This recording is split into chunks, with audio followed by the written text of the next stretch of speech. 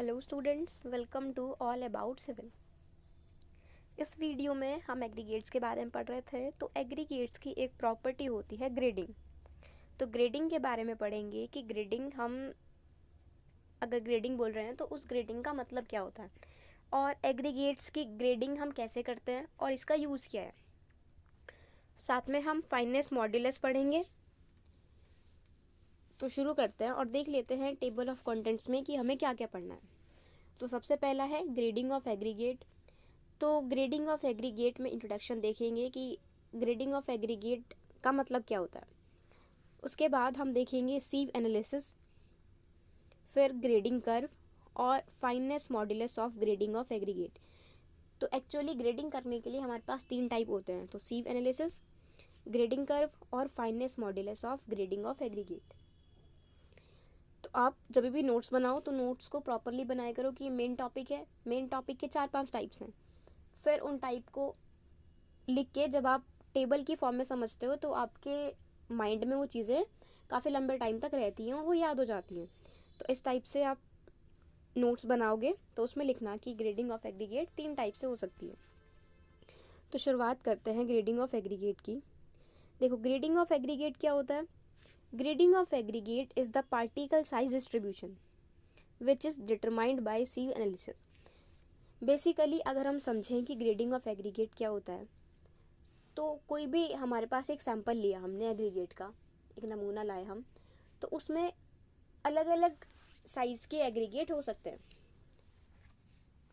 तो अब जब हम उनको अलग अलग करेंगे, जैसे एग्जांपल आपको बताया था, हम अलग अलग नंबर की सीव लगा देते हैं एक साथ, सब उसमें सैंपल को डालते हैं और हर एक सीव के साइज़ के अकॉर्डिंग उस पर रुक जाते हैं। जो भी पार्टिकल्स सीव के होल से बड़े होते हैं वो सब वहीं पर अटकते रहते हैं और जो छोटे होते हैं वो पास होते रहते हैं दूसरी सीव के अंदर। फिर अगर दूसरी सीव से भी छोटे हैं तो तीसरी के अंदर आ जाते हैं। तो इस टाइप से हम मटेरियल को अलग अलग बांट लेते हैं उनके साइज के बेसिस पर। तो पार्टिकल साइज का जो डिस्ट्रीब्यूशन है, यानी कि हम अलग अलग कर देते हैं पार्टिकल के साइज के आधार पर, तो इसको हम बोलते हैं ग्रेडिंग ऑफ एग्रीगेट। और ये हमें पता कैसे चलता है, ये हम करते हैं सीव एनालिसिस से। सीव एनालिसिस के बारे में भी पढ़ेंगे हम। The particle size distribution of a mass should be such that voids between the coarse aggregate should be filled by fine aggregates। A particle size distribution इस तरीके का होना चाहिए कि कोर्स एग्रीगेट के बीच में जितनी भी जगह बचती हैं, वॉइड्स यानी कि खाली जगह बचती हैं, उन खाली जगह के अंदर हम फाइन एग्रीगेट को डाल देते हैं। मैंने कल वो लास्ट लेक्चर में भी आपको एग्जाम्पल बताया था कि जैसे एक है कोर्स एग्रीगेट और एक होते हैं फाइन एग्रीगेट। तो अगर हम एक एग्जाम्पल से देखें तो हमने फुटबॉल्स लिए हैं बहुत सारी, तो फुटबॉल का साइज़ बड़ा है तो हमने सब फुटबॉल साइन से लगा दिए, भर दिया, एक पूरा रूम का फ्लोर कवर कर दिया। तो अब हम देखेंगे कि उनके बीच में बहुत सारी जगह बच रही थी, तो उस जगह के अंदर हम टेनिस बॉल या फिर क्रिकेट बॉल, जो बॉल छोटी साइज़ की है, उन बॉल्स को हम बीच में फिट कर सकते हैं क्योंकि बीच में काफ़ी जगह बच रही थी। तो सेम एग्जांपल होता है कंक्रीट के अंदर। यहाँ पर जो फुटबॉल है उनको हम कोर्स एग्रीगेट बोल सकते हैं, और इस कोर्स एग्रीगेट के अंदर जो छोटे पार्टिकल फिट हो रहे हैं, छोटी बॉल्स फिट हो रही हैं, उसको हम बोलते हैं फाइन एग्रीगेट। तो कोर्स एग्रीगेट और फाइन एग्रीगेट दोनों मिलकर स्ट्रेंथ देते हैं, और कोर्स एग्रीगेट के बीच में जो खाली जगह होती है वहाँ पर हम फाइन एग्रीगेट को ऐड कर देते हैं। फाइन एग्रीगेट वो जगह घेर लेता है। The grading of the aggregate affects the workability of concrete. और ग्रेडिंग कॉन्क्रीट की एग्रीगेट की जो होती है उससे वर्केबिलिटी पर असर पड़ता है। अगर ग्रेडिंग सही नहीं हुई तो वर्केबिलिटी में, यानी कि काम करने का जो तरीका है उसमें हमें दिक्कतें देखने के लिए मिल सकती हैं। When grading of aggregate is done by sieve analysis. तो अगर हम grading of aggregate sieve analysis से करते हैं तो देखो, ग्रेडिंग ऑफ एग्रीगेट पहला सीव एनालिसिस, फिर ग्रेडिंग कर्व्स, फिर फाइननेस मॉड्यूलस। तो हमें 3 चीज़ें इसमें पढ़नी है। तो स्टार्ट करते हैं सीव एनालिसिस। बहुत ही इंपॉर्टेंट चीज़ कि सीव एनालिसिस से हम एग्रीगेट के साइज़ को अलग अलग कर सकते हैं। हमें पता चल जाता है कितना मटेरियल, सपोज हमारे पास 2 किलोग्राम, 2 किलो सैंपल था हमारे पास, उस 2 किलोग्राम को हमने अलग अलग साइज़ के बेसिस पर अलग अलग कर लिया। तो अब हमें पता चल जाएगा कि कौन से साइज़ का पार्टिकल कितना था, यानी कि 4.75 mm से बड़े एग्रीगेट का वेट कितना था, फिर 75 माइक्रोन से जो बड़े थे उनका वेट कितना था। तो जिस भी रेंज का हमें चाहिए होता है हम ऐसे फाइंड कर सकते हैं किसी भी सैंपल के अंदर रेंडमली। तो सीव एनालिसिस शुरू करते हैं। सीव एनालिसिस में है, the सीव analysis is the operation of dividing a sample of aggregate into fraction each consisting of particle between specific limits. यानी कि सीव एनालिसिस एक तरीका है जिस तरीके के अंदर हम कोई भी अगर हमारे पास सैंपल होता है एग्रीगेट का, तो उसको हम अलग अलग साइज़ में बांट लेते हैं, अलग अलग साइज़ के आधार पर बांट देते हैं जितने भी वो साइज़ की रेंज में आ रहे हैं। और सीव एनालिसिस से हमें पार्टिकल साइज डिस्ट्रीब्यूशन पता चल जाता है। इसका मतलब पार्टिकल साइज का डिस्ट्रीब्यूशन का मतलब होता है कि कितने पार्टिकल कितने साइज़ के हैं और वो कितने हैं, मतलब कितना वेट है और कौन से साइज़ के हैं। तो ये चीज़ हमें पता चल जाती है किसी भी एग्रीगेट के अंदर। अब कॉन्क्रीट एग्रीगेट के अंदर कौन कौन सी सीव यूज़ होती हैं, तो देखो सीव्स यूज़ होती हैं। सबसे पहली है 4.75 mm। जब हमने कोर्स एग्रीगेट पढ़ा था, 3 टाइप की एग्रीगेट्स है ना, कोर्स एग्रीगेट, फाइन एग्रीगेट और ऑल इन वन एग्रीगेट। तो जो कोर्स एग्रीगेट थे तो 4.75 mm से जो पास नहीं हो रहे थे, यानी कि 4.75 mm से जो बड़े पार्टिकल्स थे, जो बड़े एग्रीगेट्स थे, उनको हम कोर्स एग्रीगेट बोल रहे थे। तो सीव्स एक है 4.75 mm वाली,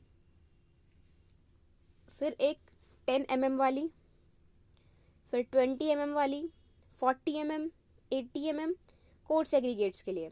अब ये सब कोर्स एग्रीगेट के लिए जब हम इसका क्लासिफिकेशन पढ़ेंगे तो इसमें हम देखेंगे कि जैसे बोल्डर्स होते हैं, कॉबल्स होते हैं, ये अलग अलग टाइप के कोर्स एग्रीगेट है। तो इनका साइज़ क्या क्या होता है, तो जब ये टॉपिक होगा ये तब कवर करेंगे। फिलहाल आप इतना समझो कि कोर्स एग्रीगेट के लिए जो हम सीव यूज़ करते हैं उनका साइज़ होता है 4.75 mm, millimetre, 10 millimetre, 20 millimetre, 40 millimetre और 80 मिलीमीटर। तो ये जो 5 सीव है ये कोर्स एग्रीगेट को अलग अलग करने में काम आती हैं। इसके बाद 2.36 mm, 1.18 mm, 600 microns, 150 microns fine aggregate के लिए। तो कोर्स एग्रीगेट के लिए वो सब थी। और 2.36 mm, 1.18 mm, 600 माइक्रोन और 150 माइक्रोन ये सब यूज़ होती हैं फाइन एग्रीगेट्स के लिए। When as consecutive opening size are constantly doubled, the line at equal interval represents successive size on a logarithmic scale। ये कर्व की बात बता रहे हैं, जब कर्व पे आएंगे तब हम ये बात पढ़ लेंगे। तो जब भी साइज 4.75 mm से बड़ा और 80 mm से छोटा, यानी कि 4.75 mm से लेकर 80 mm के बीच में होता है, तो उसको हम कोर्स एग्रीगेट बोलते हैं। 4.75 mm से लेकर 80 mm के बीच में होता है तो इसको हम कोर्स एग्रीगेट बोलते हैं। और 4.75 mm से लेकर 150 माइक्रोन, माइक्रोन mm से छोटा है, तो 4.75 mm मैक्सिमम साइज और मिनिमम साइज 150 माइक्रोन। अगर ये साइज़ के पार्टिकल्स हैं, ये साइज़ के एग्रीगेट्स हैं, तो हम एग्रीगेट का नाम रखते हैं फाइन एग्रीगेट। और जो ऑल इन वन एग्रीगेट होता है उसके अंदर फाइन भी होते हैं और कोर्स भी होते हैं। ये हम लास्ट वीडियो में पढ़ चुके हैं कि 3 टाइप के एग्रीगेट थे, कोर्स एग्रीगेट, फाइन एग्रीगेट और ऑल इन वन एग्रीगेट्स। तो ये सब एग्रीगेट्स हमारे पास होते हैं। तो आप यहाँ से ये जो सीव एनालिसिस का बेसिक था आप यहाँ से ये रीड कर लो।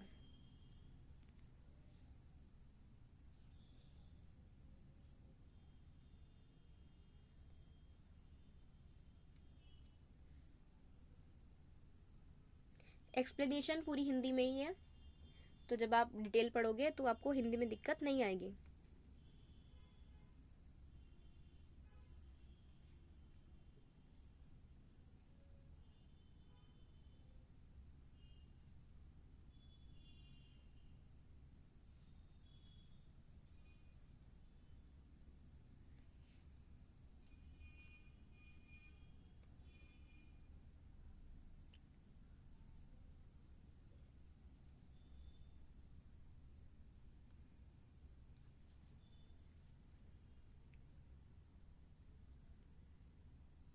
तो सीव एनालिसिस का जो बिल्कुल बेसिक चीज़ है कि सीव एनालिसिस का मतलब क्या होता है, जिस काम में, जिस ऑपरेशन के अंदर हम अलग अलग साइज़ के सीव लगाते हैं और किसी भी सैंपल को उसके अंदर डाल देते हैं, तो उससे क्या होता है, जितने भी साइज़ के पार्टिकल्स हैं उनको हम अलग अलग निकाल लेते हैं। जैसे कि 4.75 mm से जो बड़े हैं उनको अलग से निकाल लेंगे, 10 mm से बड़े हैं उनको निकाल लेंगे, कोई 2.36 mm से बड़े हैं तो उनको अलग निकाल लेंगे। तो अलग अलग साइज़ के जो एग्रीगेट हैं उनको अलग अलग करने में हम सीव एनालिसिस का यूज़ करते हैं।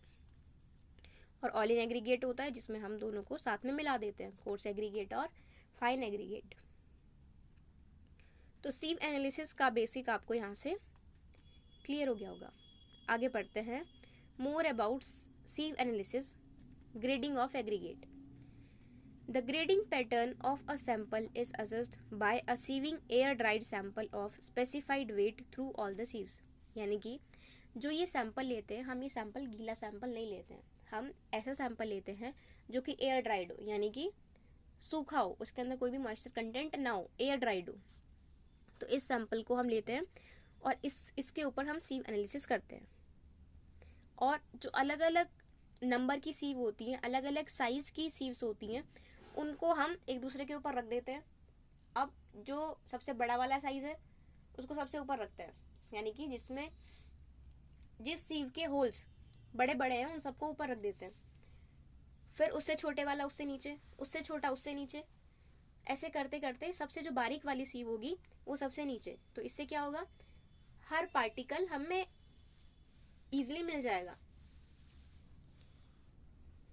अब ये जो सीविंग है, इस प्रोसेस को हम दो टाइप से कर सकते हैं, या तो हम मैनुअली यानी कि खुद से कर सकते हैं, या फिर हम मैकेनिकली भी कर सकते हैं।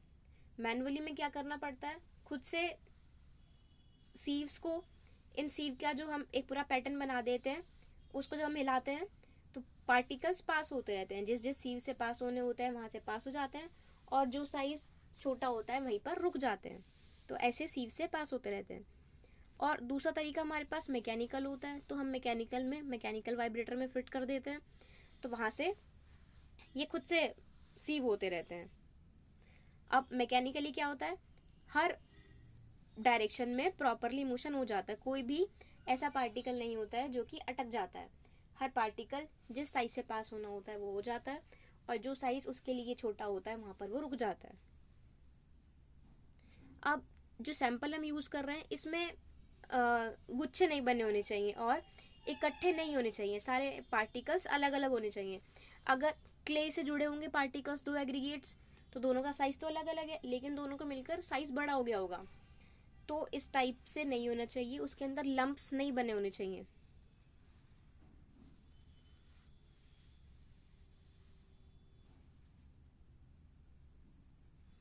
तो सीव एनालिसिस करने के लिए ये बेसिक चीज़ें हैं।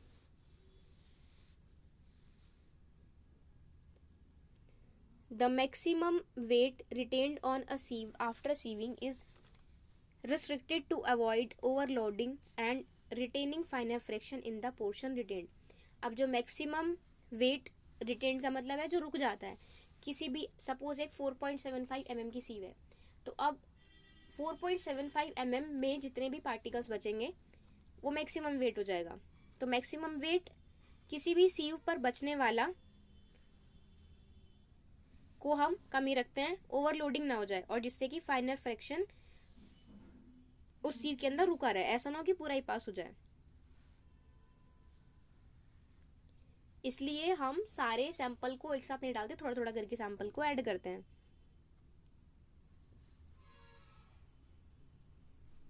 अब सीव एनालिसिस करने के बाद हम ऐसी एक टेबल बनाते हैं।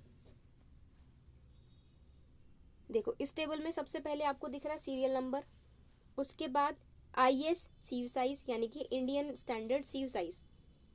तो सीरियल नंबर में तो जितने भी सीव्स हैं, सपोज हमारे पास 6 सीव्स थी तो हम 1 2 3 4 5 6 करके टेबल बना लेंगे। सेकंड हमारे पास कॉलम होता है IS सीव साइज यानी कि इंडियन स्टैंडर्ड सीव साइज, कि हमने जो सीव यूज़ करी है उस सीव का साइज़ क्या है, जैसे 10 mm, 4.75 mm, 2.36 mm या 1.18 mm। तो हम यहाँ पर साइज़ ले लेते हैं सीव का। उसके बाद वेट रिटेन्ड, जितना भी वेट रुकता है। सपोज 10 mm की सीव है, 10 mm से सब पास हो गए हैं, कोई भी नहीं रुका है, तो यहाँ पर 0 वैल्यू आ जाएगी। उसके बाद कम्युलेटिव वेट होता है। कम्युलेटिव वेट होता है टोटल वेट, यानी कि जितना वेट रिटेन्ड हुआ है उन सबको हम ऐड करते रहते हैं। फिर हम कम्युलेटिव परसेंटेज निकालते हैं अगले कॉलम में, और फिर हम निकालते हैं कम्युलेटिव परसेंटेज पासिंग, कितना पास हो गया। जब ये हम प्रैक्टिकल करेंगे तब ये चीज़ें समझ लेंगे। तो इस टाइप से आपको आइडिया हो गया होगा कि कैसे हम टेबल बनाते हैं। तो सबसे पहले सीरियल नंबर लिखते हैं, उसके बाद आइए सीव साइज लिखते हैं कि कौन सी नंबर की सीव है हमारे पास। फिर हम वेट रिटेन्ड, यानी कि किसी भी सीव पर कितना वेट अब बचा है, पूरा हमने एक्सपेरिमेंट कर लिया। तो एक्सपेरिमेंट करने के बाद 4.75 पर कितना बचा है, 10 mm पर कितना बचा है, ये हम रिटेन्ड वाले कॉलम में लिखते रहते हैं। फिर अगले में हम लिखते हैं कम्युलेटिव वेट की ऐड करके वेट। तो जब हम ये प्रॉपरली करेंगे तब हम ये समझेंगे कि कैसे हम इसमें कम्युलेटिव वेट निकाल रहे हैं। तो इस टाइप से पूरा हम टेबल बना लेते हैं।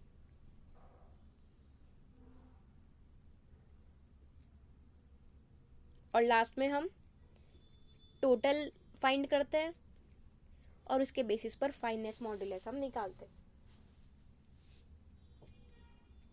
तो सीव एनालिसिस करने के बाद हम ऐसी टेबल बनाते हैं। उसके बाद हम बनाते हैं ग्रेडिंग कर्व। देखो ग्रेडिंग कर्व क्या होता है। ग्रेडिंग ऑफ एग्रीगेट को जिस कर्व में हम दर्शाते हैं उसको हम बोलते हैं grading curve. The result of sieve analysis are represented graphically. तो जब हम एक ग्राफ में सीव एनालिसिस जो हमने किया है उसको जब हम ग्राफ में दर्शाते हैं तो उसको हम ग्रेडिंग कर्व बोलते हैं। When the ordinate represent cumulative percentage passing and abscissa the सीव opening. Ordinate होती है वाई एक्सिस और एब्सिसा होता है एक्स एक्सिस। तो एक्स एक्सिस जो है, एक्स एक्सिस पर आपको दिख रहा है 75 micron, 150 micron, 300 micron, 600 micron, 1.20 mm। तो ऐसे साइज लिखे हैं कि कितना साइज यहाँ पर है। और जो वाई एक्सिस है वहाँ पर हम लिखते हैं जितना कम्युलेटिव परसेंटेज पास हुआ है, वो हमारी वैल्यू टेबल में आई जाती है। तो हम इतना काम करते हैं कि कम्युलेटिव परसेंटेज जो पास हुई है और जितना भी सीव का साइज था, इन दोनों के बीच में हम कर्व बना लेते हैं और इस कर्व को हम बोलते हैं ग्रेडिंग कर्व।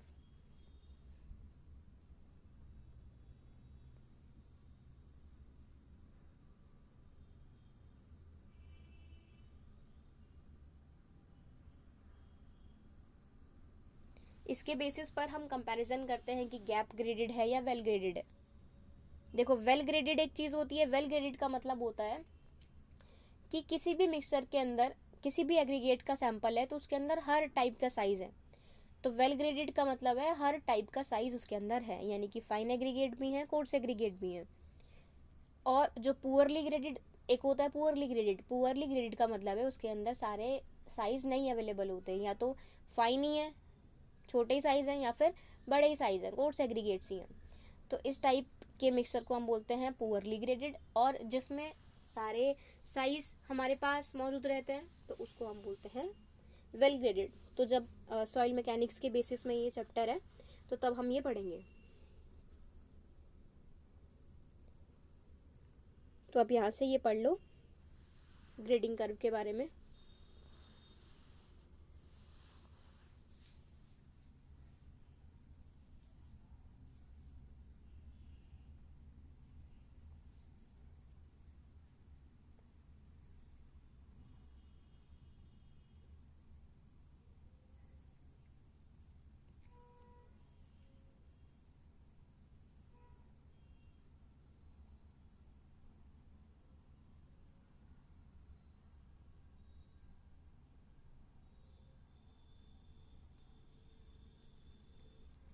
चलो ग्रेडिंग कर्व क्लियर है। नेक्स्ट पढ़ते हैं fineness modulus of grading of aggregate. तो फाइननेस मॉड्यूलस क्या होता है। फाइननेस मॉड्यूलस एक एम्पेरिकल फैक्टर होता है जो कि हम सीव एनालिसिस जो हमने किया है, अलग अलग सीव्स लगा के जो हमने अलग अलग एग्रीगेट को साइज के बेसिस पर अलग अलग किया है, इसके आधार पर ही हम फाइननेस मॉड्यूलस को निकालते हैं। तो फाइननेस मॉड्यूलस एक एम्पेरिकल फैक्टर है जो कि सीव एनालिसिस से हम निकालते हैं। ये क्या होता है? It is defined as sum of cumulative percentage retained on the sieves of the standard series ranging from 80 mm to 150 micron। यानी कि जो भी 80 mm से 150 माइक्रोन सीव के बीच में मटेरियल रुका है, 80 mm और 150 माइक्रोन के बीच में जितने भी हमारा वेट रुका है, वो सारा वेट, उसको अगर हम सारे वेट को ऐड कर देते हैं और 100 से इसको डिवाइड कर देते हैं, तो ये जो वैल्यू आती है, इस वैल्यू को हम बोलते हैं फाइननेस मॉड्यूलस ऑफ एग्रीगेट्स। तो अगर सारे पार्टिकल सैंपल के अंदर कोर्स एग्रीगेट होते हैं, तो सपोज 600 माइक्रोन हमने मान लिया, तो कम्युलेटिव परसेंट कितनी रहेगी? 300 micron, 150 micron should be entered as 100। और फाइननेस मॉड्यूलस बताता है कि एवरेज वेट पार्टिकल साइज का क्या है, यानी कि जो हमने सैंपल लिया है, अब हमें कुछ तो फाइंड करना है ना। जो हमने सैंपल लिया है, सैंपल में हमें फाइंड करना है कि एवरेज साइज क्या है, यानी कि ज़्यादातर जो पार्टिकल्स हैं वो किस साइज के हैं। तो हम फाइननेस मॉड्यूलस से हम पता लगा लेते हैं कि कौन से साइज के पार्टिकल्स ज़्यादा हैं। सक्सेसिव सीव्स के अंदर fineness modulus of 3 represent the third sieve from 150 micron. अगर किसी सैंपल के अंदर हमारे पास फाइननेस मॉड्यूलस की वैल्यू 3 आई है, तो फाइननेस मॉड्यूलस 3 का मतलब है कि थर्ड सीव 150 माइक्रोन की, यानी कि fineness modulus of grading of aggregate basically हमें बताता है कि एवरेज वेट क्या है, एवरेज पार्टिकल साइज वेट क्या है किसी भी एग्रीगेट के लिए, और अलग अलग सीव्स में कितना मटेरियल रिटेन हो रहा है। जितना भी कम्युलेटिव वेट रुक रहा है सीव के ऊपर, उन सबको हम ऐड कर देते हैं 80 mm से 150 माइक्रोन के बीच में, और सबके सम को हम 100 से डिवाइड कर देते हैं। तो इस तरीके से हम फाइननेस मॉड्यूलस को फाइंड करते हैं।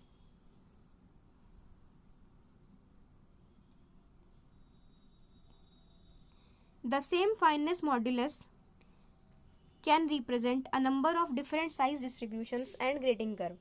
तो एक फाइननेस मॉड्यूलस से हम अलग अलग डिफरेंट साइज डिस्ट्रीब्यूशन को भी फाइंड कर सकते हैं, और ग्रेडिंग कर्व भी हमें पता चल जाते हैं। यानी कि सेम वैल्यू हो सकती है अलग अलग ग्रेडिंग कर्व की और अलग अलग साइजेस की। तो फाइननेस मॉड्यूलस को हम ये नहीं मान सकते कि अगर हमें फाइननेस मॉड्यूलस पता है तो हमें एग्रीगेट की पूरी जानकारी है। अब जैसे अलग अलग सैंड होता है, तो टाइप ऑफ सैंड और फिर उसका फाइननेस मॉड्यूलस लिखा है, ठीक है। तो अगर फाइन सैंड हमारे पास होता है, तो फाइननेस मॉड्यूलस की वैल्यू होती है 2.2 से लेकर 2.6। अगर मीडियम सैंड होती है तो हमारे पास वैल्यू होती है 2.6 से लेकर 2.9 तक, और अगर कोर्स सैंड होता है तो हमारे पास वैल्यू होती है 2.9 से लेकर 3.2 तक। बात क्लियर है? 3 टाइप की सैंड होती हैं, फाइन सैंड, मीडियम सैंड और कोर्स सैंड। इनमें भी साइज का डिफरेंस है। तो फाइन सैंड 2.2 से 2.6, मीडियम सैंड 2.6 से 2.9, और कोर्स सैंड का फाइननेस मॉड्यूलस होता है 2.9 से लेकर 3.2। तो ये हमारे पास अलग अलग सैंड का फाइननेस मॉड्यूलस है। तो आज जितना भी हमने टॉपिक कवर किया है, तो एग्रीगेट से रिलेटेड सब टॉपिक्स हमारे कवर हो चुके हैं। एग्रीगेट का इंट्रोडक्शन हमें जितना देखना था उतना हम यहाँ से कवर कर चुके हैं। अब नेक्स्ट लेक्चर में हम शुरू करेंगे। देखो, हम पढ़ रहे थे कि कंक्रीट के अंदर क्या क्या बेसिक चीज़ें रिक्वायरमेंट होती हैं। तो पहला सीमेंट हम पूरा डिटेल में पढ़ चुके थे, कैसे सीमेंट बन रहा है, क्या क्या टाइप के सीमेंट होते हैं, कहाँ पर कौन सा सीमेंट हम यूज़ करते हैं। उसके बाद एग्रीगेट होता है सेकेंड चीज़। तो एग्रीगेट के बारे में भी पूरी डिटेल हमने पढ़ ली है। अब थर्ड चीज़, हम वाटर का भी यूज़ करते हैं। तो वाटर के लिए आईएस कोड में क्या क्या चीज़ें गिवन है कि कौन सा वाटर हमें यूज़ करना है, उस वाटर की क्वालिटी क्या होती है, तो ये सब हम नेक्स्ट लेक्चर में डिस्कस करेंगे। और चैनल को सब्सक्राइब करना और वीडियोस को प्रॉपर्ली देखो और नोट्स बनाना स्टार्ट कर दो। Okay, thank you.